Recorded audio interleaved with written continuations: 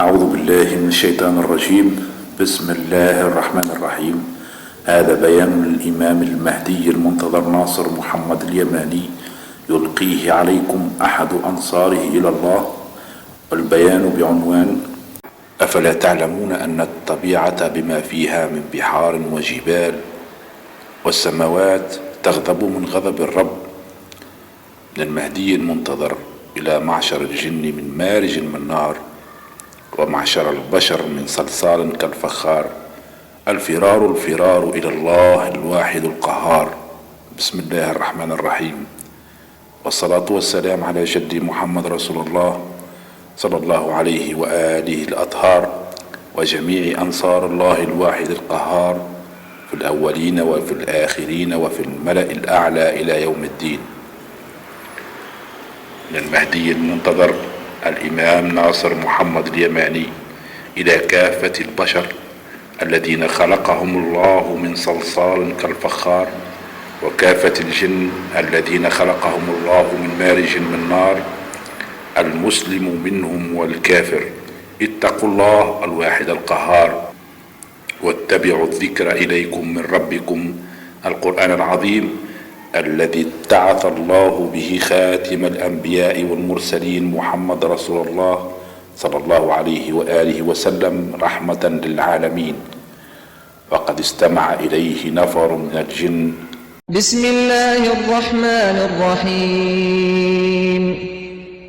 قل أوحي إلي أنه استمع نفر من الجن فقالوا إنا سمعنا قرآنا عجبا يهدي إلى الرشد فآمنا به ولن نشرك بربنا أحدا وأنه تعالى جد ربنا ما اتخذ صاحبة ولا ولدا وأنه كان يقول سفيهنا على الله شططا وأنا ظننا أن لن تقول الإنس والجن على الله كذبا وأنه كان رجال من الإنس يعوذون برجال من الجن فزادوهم رهقا وأنهم ظنوا كما ظننتم أن لن يبعث الله أحدا وأنا لمسنا السماء فوجدناها ملئت حرسا شديدا وشهبا وأنا كنا نقعد منها مقاعد للسمع فمن يستمع الآن يجد له شهابا رصدا وأنا لا ندري أشر أريد بمن في الأرض أم أراد بهم ربهم رشدا وأنا منا الصالحون ومنا دون ذلك كنا طرائق قددا وأنا ظننا أن لن نعجز الله في الأرض ولن نعجزه هربا وأنا لما سمعنا الهدى آمنا به فمن يؤمن بربه فلا يخاف بخسا ولا رهقا وأنا منا المسلمون ومنا القاسطون فمن أسلم فأولئك تحروا رشدا وأما القاسطون فكانوا لجهنم حطبا. صدق الله العظيم. فقد أمهلكم الله كثيرا، بل أكثر من قوم نبي الله نوح الذين أمهلهم 1000 سنة إلا 50 عاما، وأنتم أكثر من 1400 سنة، وأكثركم لا يزالون معرضين عن اتباع ذكر الله إلى العالمين لمن شاء منهم أن يستقيم. فاتبعوا الحق من ربكم ولا تظنوا أن الله بغافل عما تعملون. فتذكروا ما تنزل إليكم من ربكم من قصص الأولين في القرآن العظيم واعتبروا لعلكم تعقلون. بسم الله الرحمن الرحيم. قد أفلح المؤمنون الذين هم في صلاتهم خاشعون والذين هم عن اللغو معرضون والذين هم للزكاة فاعلون والذين هم لفروجهم حافظون إلا على أزواجهم أو ما ملكت أيمانهم فإنهم غير ملومين. فمن ابتغى وراء ذلك فأولئك هم العادون والذين هم لأماناتهم وعهدهم راعون والذين هم على صلواتهم يحافظون أولئك هم الوارثون الذين يرثون الفردوس هم فيها خالدون.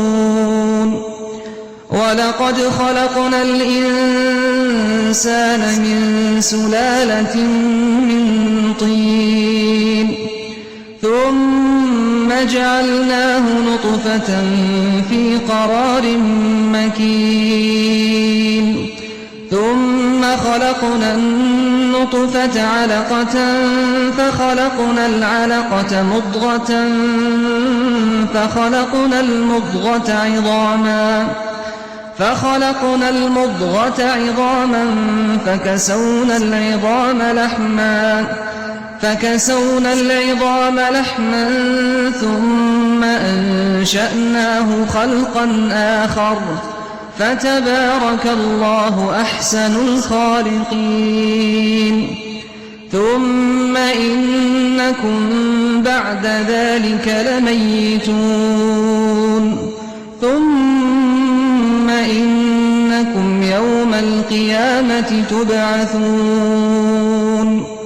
ولقد خلقنا فوقكم 7 طرائق وما كنا عن الخلق غافلين وأنزلنا من السماء ماء بقدر فأسكناه في الأرض وإنا على ذهاب به لقادرون.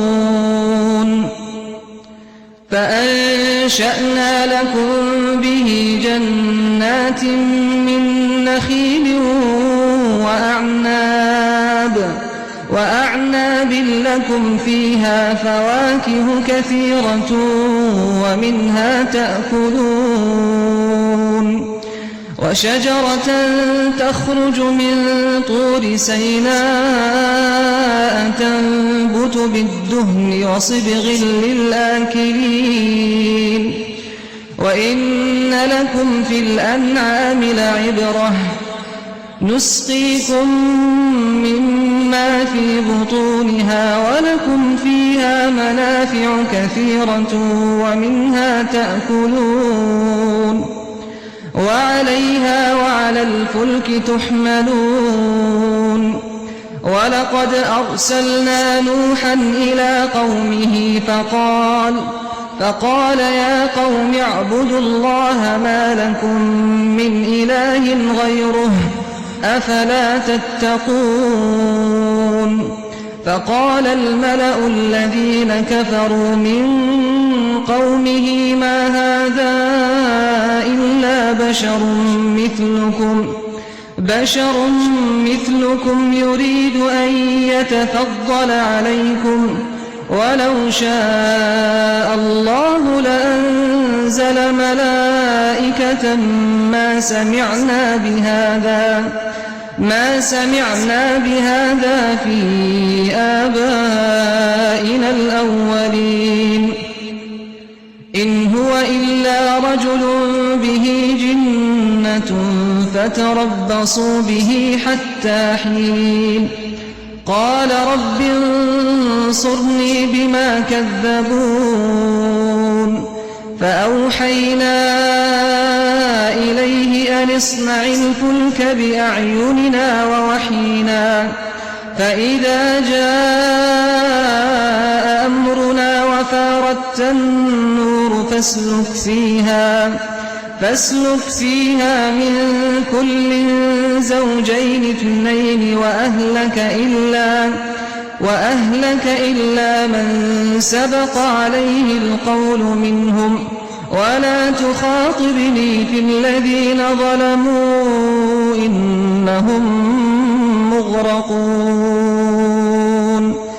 فإذا استويت أنت ومن معك على الفلك فقل الحمد لله الذي نجانا من القوم الظالمين وقل رب أنزلني منزلا مباركا وأنت خير المنزلين إن في ذلك لآيات وإن كنا لمبتلين ثم أنشأنا من بعدهم قرنا آخرين فأرسلنا فيهم رسولا منهم أن اعبدوا الله ما لكم من إله غيره أفلا تتقون وقال الملأ من قومه الذين كفروا وكذبوا بلقاء الآخرة وأترفناهم في الحياة الدنيا ما هذا إلا بشر مثلكم يأكل مما تأكلون منه ويشرب مما تشربون ولئن أطعتم بشرا مثلكم إنكم إذا لخاسرون أيعدكم أنكم إذا متم وكنتم ترابا وعظاما أنكم مخرجون هيهات هيهات لما توعدون إن هي إلا حياتنا الدنيا نموت ونحيا وما نحن بمبعوثين إن هو إلا رجل افترى على الله كذبا وما نحن له بمؤمنين قال رب انصرني بما كذبون قال عما قليل ليصبحن نادمين فأخذتهم الصيحة بالحق فجعلناهم غثاء فبعدا للقوم الظالمين ثم أنشأنا من بعدهم قرونا آخرين ما تسبق من أمة أجلها وما يستأخرون ثم أرسلنا رسلنا تترى كلما جاء أمة رسولها كذبوه فأتبعنا بعضهم بعضا وجعلناهم أحاديث فبعدا لقوم لا يؤمنون ثم أرسلنا موسى وأخاه هارون بآياتنا وسلطان مبين إلى فرعون وملئه فاستكبروا وكانوا قوما عالين فقالوا أنؤمن لبشرين مثلنا وقومهما لنا عابدون فكذبوهما فكانوا من المهلكين ولقد آتينا موسى الكتاب لعلهم يهتدون وجعلنا ابن مريم وأمه آية وآويناهما إلى ربوة ذات قرار ومعين يا أيها الرسل كلوا من الطيبات واعملوا صالحا إني بما تعملون عليم وإن هذه أمتكم أمة واحدة وأنا ربكم فاتقون فتقطعوا أمرهم بينهم زبرا كل حزب بما لديهم فرحون فذرهم في غمرتهم حتى حين أيحسبون أن ما نمدهم به من مال وبنين نسارع لهم في الخيرات بل لا يشعرون إن الذين هم من خشية ربهم مشفقون والذين هم بآيات ربهم يؤمنون والذين هم بربهم لا يشركون والذين يؤتون ما آتوا وقلوبهم وجلة أنهم إلى ربهم راجعون أولئك يسارعون في الخيرات وهم لها سابقون ولا نكلف نفسا إلا وسعها ولدينا كتاب ينطق بالحق وهم لا يظلمون بل قلوبهم في غمرة من هذا ولهم أعمال من دون ذلك هم لها عاملون حتى إذا أخذنا مترفيهم بالعذاب إذا هم يجأرون لا تجأروا اليوم إنكم منا لا تنصرون قد كانت آياتي تتلى عليكم فكنتم على أعقابكم تنكصون مستكبرين به سامرا تهجرون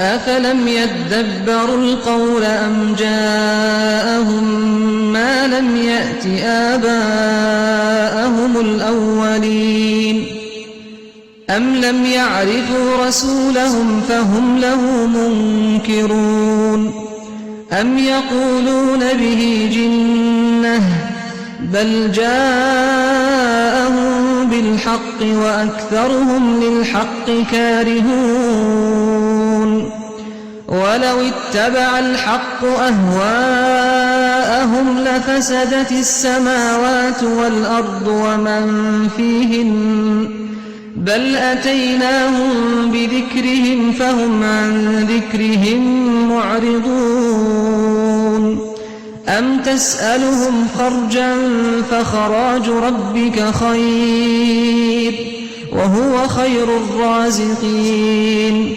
وإنك لتدعوهم إلى صراط مستقيم وإن الذين لا يؤمنون بالآخرة عن الصراط لناكبون ولو رحمناهم وكشفنا ما بهم من ضر للجوا في طغيانهم يعمهون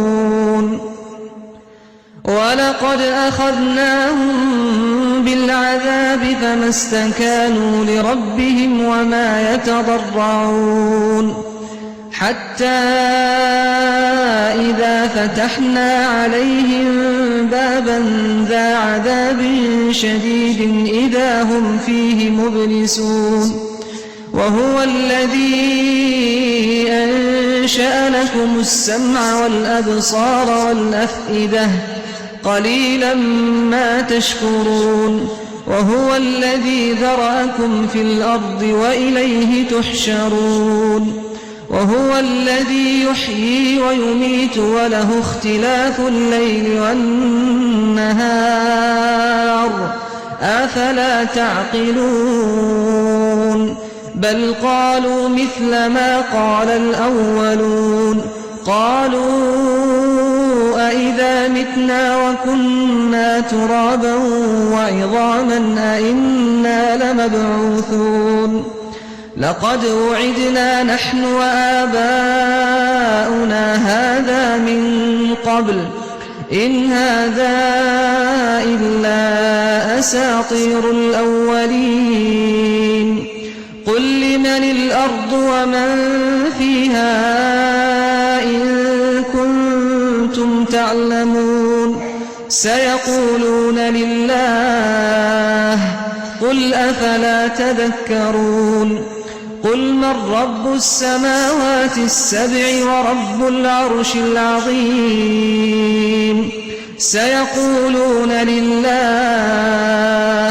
قل أفلا تتقون قل من بيده ملكوت كل شيء وهو يجير ولا يجار عليه إن كنتم تعلمون سيقولون لله قل فأنى تسحرون بل أتيناهم بالحق وإنهم لكاذبون ما اتخذ الله من ولد وما كان معه من إله إذا لذهب كل إله بما خلق ولعلى بعضهم على بعض سبحان الله عما يصفون عالم الغيب والشهادة فتعالى عما يشركون قل رب إما تريني ما يوعدون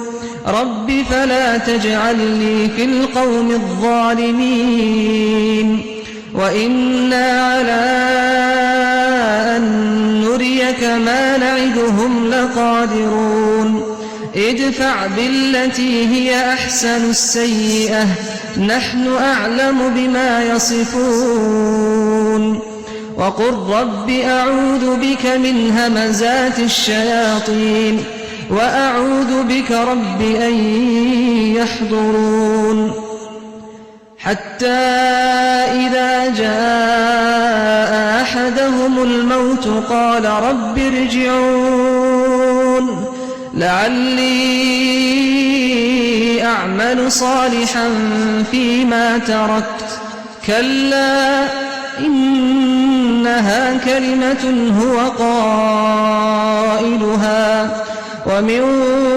ورائهم برزخ إلى يوم يبعثون فإذا نفخ في الصور فلا أنساب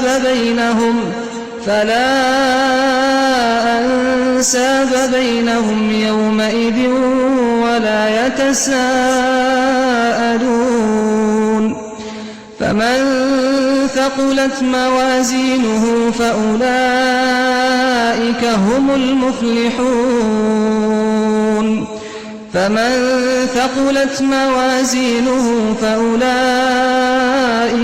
المفلحون ومن خفت موازينه فأولئك الذين خسروا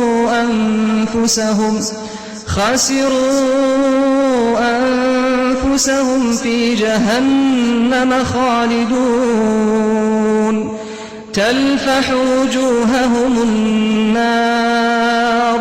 تلفح وجوههم النار وهم فيها كالحون ألم تكن آياتي تتلى عليكم فكنتم بها تكذبون قالوا ربنا غلبت علينا شقوتنا وكنا قوما ضالين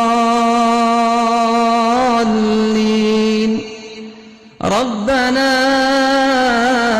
أخرجنا منها فإن عدنا فإنا ظالمون قال اخسأوا فيها ولا تكلمون إنه كان فريق من عبادي يقولون ربنا آمنا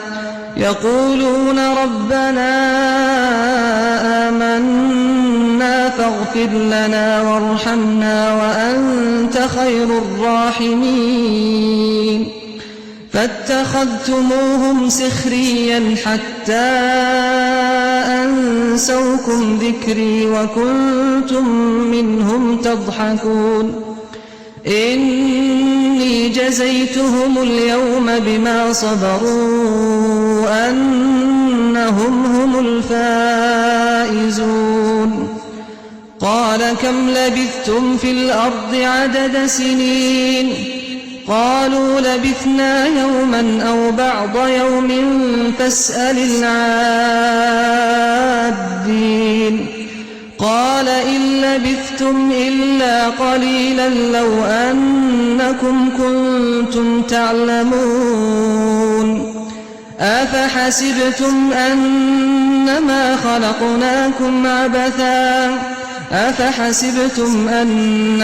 خلقناكم عبثا وأنكم إلينا لا ترجعون فتعالى الله الملك الحق لا إله إلا هو رب العرش الكريم ومن يدع مع الله إلها آخر لا برهان له به فإنما حسابه عند ربه إنه لا يفلح الكافرون وقل رب اغفر وارحم وأنت خير الراحمين.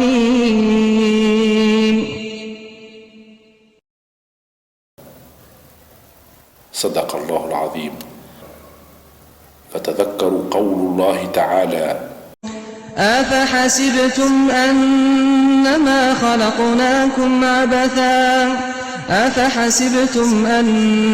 خلقناكم عبثا وأنكم إلينا لا ترجعون فتعالى الله الملك الحق لا إله إلا هو رب العرش الكريم ومن يدع مع الله إلها آخر لا برهان له به فإنما حسابه عند ربه إنه لا يفلح الكافرون وقل رب اغفر وارحم وأنت خير الراحمين.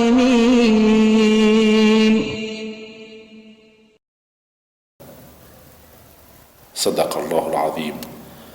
فلم يخلقكم الله الواحد القهار عبثا يا معشر البشر فاتبعوا الذكر فكم يصيبكم الله بالعذاب الأدنى في كل مرة لعلكم تتقون الله فتؤمنون به أنه الظاهر والقاهر فوق عباده إن يشأ يهلككم وما ذلك على الله بعزيز ولكن للأسف فكلما أذاقكم من العذاب الأدنى دون العذاب الأكبر لعلكم تتذكرون فتتبعون القرآن العظيم الحق من ربكم ولكن للأسف فكلما أذاقكم الله من عذابه الأدنى يقول الملحدون منكم إن هي إلا كوارث طبيعية قاتلهم الله أنى يؤفكون فهل يحسبون السماوات والأرض من غير خالق ولا راع متحكم فيهما كيفما يشاء ومسيطر على السماوات والأرض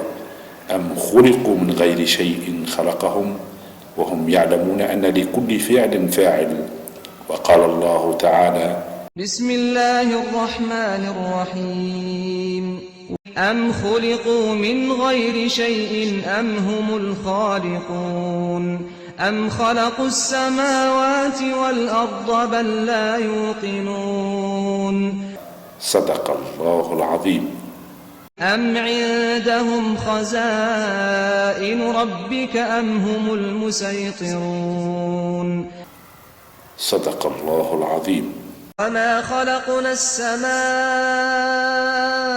والأرض وما بينهما باطلا ذلك ظن الذين كفروا فويل للذين كفروا من النار. صدق الله العظيم.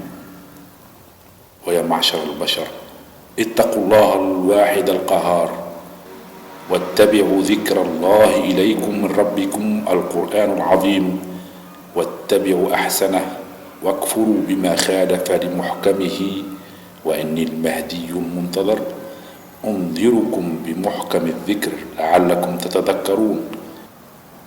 أفلا تعلمون أن البحر المسجور إلى اليابسة هو من العذاب الأدنى دون العذاب الأكبر لعلكم ترجعون إلى الحق من ربكم، تصديقا لقول الله تعالى: والطور وكتاب مسطور في رق منشور والبيت المعمور والسقف المرفوع والبحر المسجور إن عذاب ربك لواقع ما له من دافع.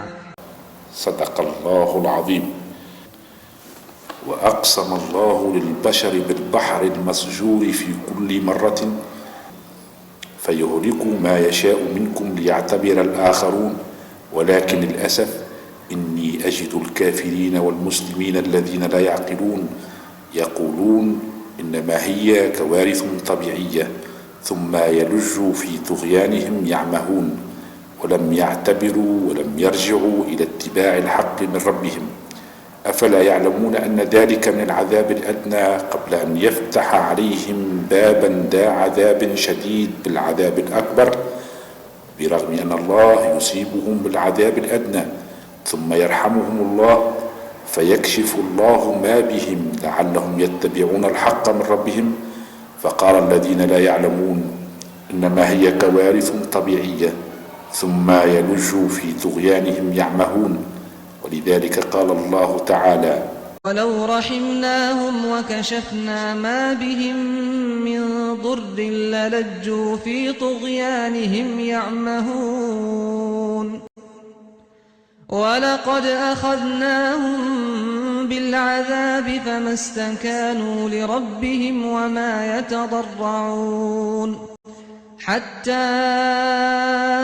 إذا فتحنا عليهم بابا ذا عذاب شديد إذا هم فيه مبلسون. صدق الله العظيم. فاتقوا الله يا معشر البشر، فإني المهدي المنتظر أنذركم من عذاب الله الواحد القهار من جراء مرور ما تسمونه بالكوكب العاشر. وأقسم لكم بالله الواحد القهار أن ما يسمونه بالكوكب العاشر هو حق كما حقيقة القرآن العظيم. ألا والله الذي لا إله غيره ما أيقنت بالخبر للكوكب العاشر من أخبار البشر، بل تلقيت خبره من الله الواحد القهار. ذلكم كوكب صقر اللواحة للبشر من حين إلى آخر، ذلكم كوكب العذاب وإنه آت لا شك ولا ريب.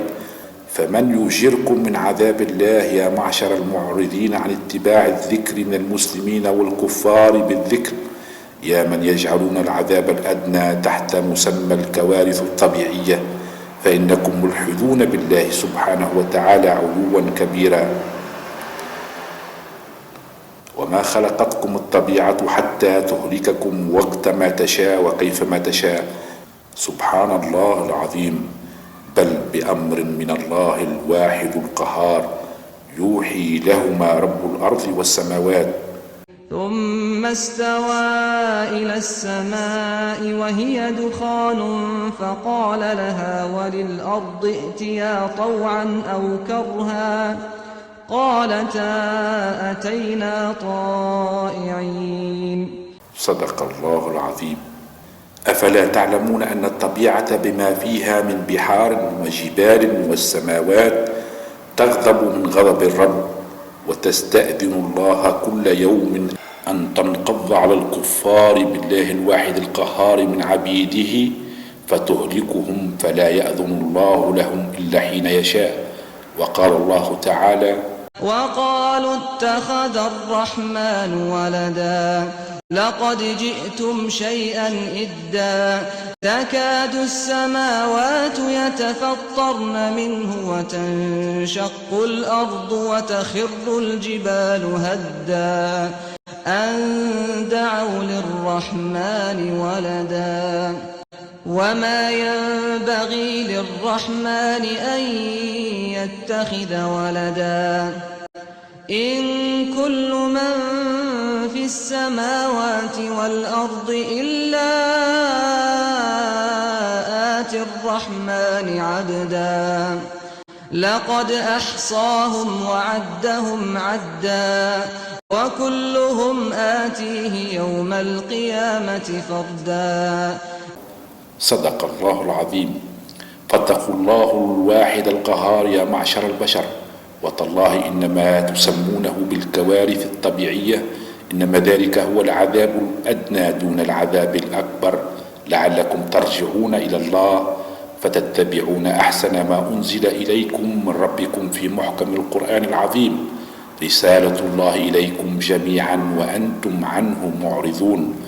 وها هو لا يزال يناوشكم كوكب العذاب من مكان بعيد، فاتقوا الله قبل أن يأخذكم من مكان قريب.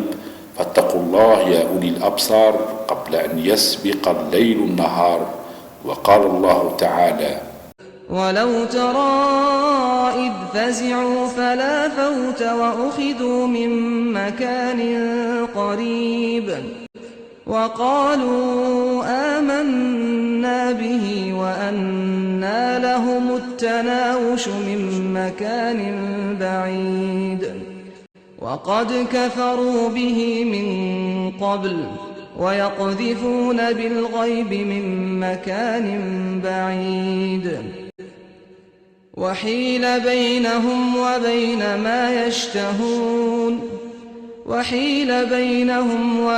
ما يشتهون كما فعل بأشياعهم من قبل إنهم كانوا في شك مريب. صدق الله العظيم. وذلك هو سبب ما تسمونه بالكوارث الطبيعية، وليس السبب كما تزعمون أنه الاحتباس الحراري بسبب عوادم سياراتكم ومصانعكم ونيرانكم، بل بسبب تأثير الكوكب على أرضكم من مكان بعيد. فما بالكم ليلة مروره على أرضكم فيأخذكم الله به من مكان قريب؟ أفلا تتقون؟ وها أنتم تعلمون أن أمكم الأرض تعاني من الحمى، ولكن الحمى التي أصابتها ليست بسبب دخانكم ثكلتكم أمهاتكم، بل تعاني أرضكم من الحمى بسبب علمي فيزيائي من كوكب العذاب الذي يقترب من أرضكم.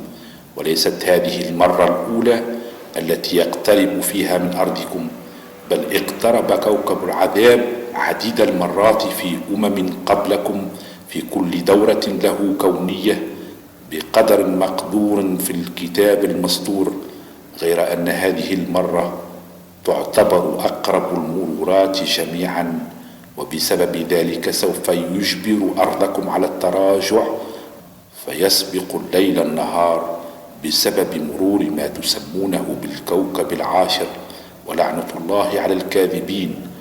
وبقي لمروره من يوم النحر في عام حجة الوداع لمحمد رسول الله صلى الله عليه وآله وسلم 4 أشهر، تصديقا لقول الله تعالى: فسيحوا في الأرض 4 أشهر واعلموا أنكم غير معجز الله وأن الله مخزي الكافرين. صدق الله العظيم. وأوشكت على الانقضاء، فاتقوا الله فمن يجركم من عذاب الله الواحد القهار. فاعبدوا الله وحده لا تشركوا به شيئا إني لكم ناصح أمين. يا أيها العالمين إني أخاف عليكم عذاب يوم عقيم. أزفت الآزفة ليس لها من دون الله كاشفة. ولسوف تذكرون ما أقول لكم وأفوض أمري إلى الله إن الله بصير بالعباد الذين لا يعقلون فتجدوهم يرجئون اتباع الحق من ربهم حتى يروا العذاب الأليم. أولئك كالأنعام بل هم أضل سبيلا ومثلهم كمثل قوم آخرين. وإذ قالوا اللهم إن كان هذا هو الحق من عندك فأمطر علينا حجارة من السماء أو ائتنا بعذاب أليم. صدق الله العظيم. وكذلك يوجد بين المسلمين من هم على شاكلتهم قوم لا يتفكرون فتجدونهم يستعجلون بالسيئة قبل الحسنة. بل الحق هو أن تقولوا اللهم إن كان هذا هو الحق من عندك فأرنا الحق حقا وارزقنا اتباعه ولا تجعله عما علينا بسبب ظلمنا لأنفسنا برحمتك يا أرحم الراحمين واجعلنا من الشاكرين برحمتك يا أرحم الراحمين. أن بعثت الإمام المهدي المنتظر في أمتنا إن ذلك فضل من الله عظيم حتى يهدينا بالقرآن المجيد إلى صراط العزيز الحميد. اللهم وأرنا الباطل باطلا وارزقنا اجتنابه بعفوك وكرمك ومنك يا أكرم الأكرمين. سبحانك لا علم لنا إلا ما علمتنا إنك أنت العزيز الحكيم. وقال الله تعالى فذكر بالقرآن من يخاف وعيد. صدق الله العظيم. اللهم قد بلغت اللهم فاشهد وسلام على المرسلين والحمد لله رب العالمين. خليفة الله في الأرض عبده الإمام المهدي ناصر محمد اليماني.